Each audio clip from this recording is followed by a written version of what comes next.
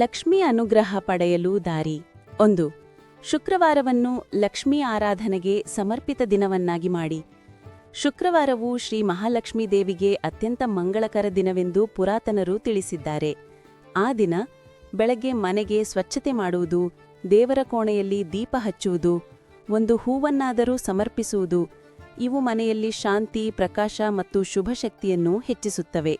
ಮನಸ್ಸು ಶುದ್ಧವಾಗಿರುವಾಗಲೇ ಸಂಪತ್ತಿನ ಶಕ್ತಿ ಸುಲಭವಾಗಿ ಪ್ರವೇಶಿಸುತ್ತದೆ. 2. ದಿನವನ್ನು ಕೃತಜ್ಞತೆಯಿಂದಾರಂಭಿಸುವ ಅಭ್ಯಾಸ ಬೆಳೆಸಿಕೊಳ್ಳಿ. ಬೆಳಿಗ್ಗೆ ಕಣ್ಣು ತೆರೆದುಕೊಂಡ ಕ್ಷಣದಲ್ಲಿ ಇಂದಿನ ದಿನಕ್ಕೆ ಧನ್ಯವಾದ ಎನ್ನುವ ಚಿಕ್ಕ ವಾಕ್ಯವೇ ಮನಸ್ಸಿನ ಕಂಪನವನ್ನು ಮಂಗಳಕರವಾಗಿಸುತ್ತದೆ. ಕೃತಜ್ಞತೆಯ ಮನಸ್ಸಿನಲ್ಲಿ ಕೊರತೆಯ ಭಾವ ಕಡಿಮೆಯಾಗಿ ಸಾಕುವ ಭಾವ ಹೆಚ್ಚಾಗುತ್ತದೆ. ಈ ಶುದ್ಧ ಮನೋಭಾವವೇ ಲಕ್ಷ್ಮಿ ಅನುಗ್ರಹದ ಮುಖ್ಯ ಆಕರ್ಷಣೆಯಾಗಿ ಕೆಲಸ ಮಾಡುತ್ತದೆ. 3. ಶ್ರೀ ಮಹಾಲಕ್ಷ್ಮಿ ಮಂತ್ರ ಜಪದ ಶಕ್ತಿ. ಪ್ರತಿದಿನ ಕೆಲವೇ ಕ್ಷಣಗಳಾದರೂ ಓಂ ಶ್ರೀಂ ಮಹಾಲಕ್ಷ್ಮಿಯೈ ನಮಃ ಎಂದು ಜಪ ಮಾಡಿದರೆ ಮನೆ ಮತ್ತು ಮನಸ್ಸಿನಲ್ಲಿ ನೆಮ್ಮದಿ, ನಿಷ್ಠಗತೆ ಮತ್ತು ಆಧ್ಯಾತ್ಮಿಕ ಬೆಳಕು ಹೆಚ್ಚುತ್ತದೆ ಎಂದು ಶಾಸ್ತ್ರಗಳು ಹೇಳುತ್ತವೆ. ಮಂತ್ರದ ನಾದ ಮನಸ್ಸನ್ನು ನಿಧಾನವಾಗಿ ಶಾಂತಗೊಳಿಸಿ ಮನೋಬಲವನ್ನು ಬಲಪಡಿಸುತ್ತದೆ. ಶಾಂತ ಮನಸ್ಸು ಸಂಪತ್ತನ್ನು ಆಕರ್ಷಿಸುತ್ತದೆ. 4. ಸಂಜೆ ಹೊತ್ತಿನಲ್ಲಿ ದೀಪ ಹಚ್ಚುವ ಸಂಪ್ರದಾಯವನ್ನು ಮುಂದುವರಿಸಿ. ಸಂಜೆ ಸಮಯವು ಅಂಧಕಾರ ಮತ್ತು ನಿಶ್ಶಬ್ದತೆ ಹೆಚ್ಚಾಗುವ ಕ್ಷಣ.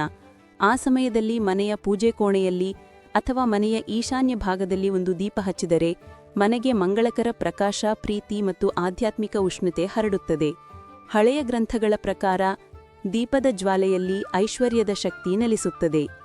5. ಕೋಪ, ಜಗಳ ಮತ್ತು ಕಟುವಾದ ಮಾತುಗಳು ಮನೆಗೆ ದುಶ್ಶಕ್ತಿ ತಂದೆಂದು ಹಿರಿಯರು ತಿಳಿಸಿದ್ದಾರೆ. ಮನೆಯೆಂದರೆ ಶಾಂತಿಯ ಮನೆ. ಮನೆಯವರು ಕೋಪದಿಂದ ಮಾತನಾಡುವುದು, ಮನೆಯಲ್ಲಿ ಜಗಳ ನಡೆಯುವುದು, ಪರಸ್ಪರ ಕಟುವಾಗಿ ವರ್ತಿಸುವುದು ಇವು ಮನೆಯ ಮಂಗಳ ಶಕ್ತಿಯನ್ನು ದುರ್ಬಲಗೊಳಿಸುತ್ತವೆ. ಕೋಪ ಬಂದಾಗ ಕೆಲವು ಕ್ಷಣ ನಿಧಾನವಾಗಿ ಉಸಿರಾಡುವ ಅಭ್ಯಾಸ ಮಾಡಿಕೊಂಡರೆ ಮನೆ ಮತ್ತು ಮನಸ್ಸಿನ ವಾತಾವರಣ ಎರಡೂ ಸೌಮ್ಯವಾಗುತ್ತವೆ. 6. ದಾನ ಮತ್ತು ಪರೋಪಕಾರ ಲಕ್ಷ್ಮೀ ಅನುಗ್ರಹಕ್ಕೆ ಅತ್ಯಂತ ಪ್ರಿಯವಾದ ಮಾರ್ಗ. ದಾನ ಎಂದರೆ ದೊಡ್ಡದನ್ನು ಕೊಡುವುದು ಅಷ್ಟೇ ಅಲ್ಲ.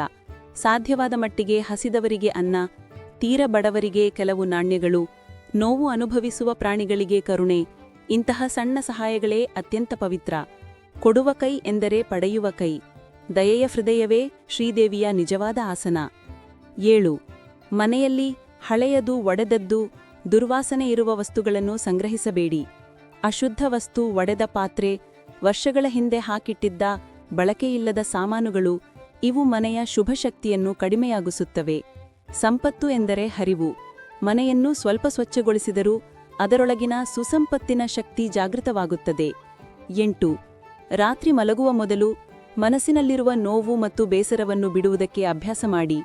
ದಿನವಿಡ್ಡ ಏನೇ ಆಗಿದ್ದರೂ ಮಲಗುವ ಮೊದಲು ಅಸಹನೆ, ಕೋಪ, ಹಳೆಯ ನೆನಪುಗಳ ಭಾರ ಇವೆಲ್ಲವನ್ನೂ ಮನಸ್ಸಿನಿಂದ ಬಿಡುವುದು ಅತ್ಯಂತ ಮುಖ್ಯ. ಇಂದು ನಡೆದದ್ದು ಇಲ್ಲಿ ಮುಗಿದು ನಾಳೆ ಹೊಸ ಬೆಳಕು ಬರಲಿ ಈ ಚಿಕ್ಕ ವಾಕ್ಯವೇ ಮನಸ್ಸನ್ನು ಶುದ್ಧಗೊಳಿಸುತ್ತದೆ. ಶುದ್ಧ ಮನಸ್ಸು ಲಕ್ಷ್ಮೀ ಶಕ್ತಿಗೆ ಆಕರ್ಷಕ. 9. ಮನೆಯಲ್ಲಿ ಮೃದುವಾದ, ಸೌಮ್ಯವಾದ ವಾತಾವರಣವನ್ನು ನಿರ್ಮಿಸಿಕೊಳ್ಳಿ. ಲಕ್ಷ್ಮೀದೇವಿಯ ತತ್ವ ಸೌಮ್ಯತೆ. ಮನೆಯಲ್ಲಿ ಸುವಾಸನೆ, ಮೃದುವಾದ ಬೆಳಕು, ಹೂವುಗಳ ಪರಿಮಳ, ಸ್ವಲ್ಪ ಸಂಗೀತ ಇವು ಮನೆಯ ಮಂಗಳಶಕ್ತಿಯನ್ನು ಹೆಚ್ಚಿಸುತ್ತವೆ. ನಿಮ್ಮ ಮನೆ ಹೇಗಿದೆಯೋ ನಿಮ್ಮ ಜೀವನವೂ ಹಾಗೇ ರೂಪುಗೊಳ್ಳುತ್ತದೆ. 10. ವಾರದಲ್ಲಿ ಒಂದು ದಿನ ದೂರು ಇಲ್ಲದ ದಿನ ಎಂದು ಪಾಲಿಸಿ. ಒಂದು ದಿನ ದೂರು ಬೇಡ, ಅಸಹನೆ ಬೇಡ, ತಿರುಗಾಟದ ಮಾತು ಬೇಡ. ಸಮಸ್ಯೆ ಬಂದರೂ ಶಾಂತವಾಗಿ ನಿಭಾಯಿಸುವ ಮನೋಭಾವ ಉಳಿಸಿಕೊಂಡರೆ ಮನಸ್ಸಿನ ಶಕ್ತಿ ದ್ವಿಗುಣವಾಗುತ್ತದೆ. ಶಾಂತ ಮನಸ್ಸಿನೊಳಗೆ ಐಶ್ವರ್ಯ ಸುಲಭವಾಗಿ ನೆಲೆಸುತ್ತದೆ.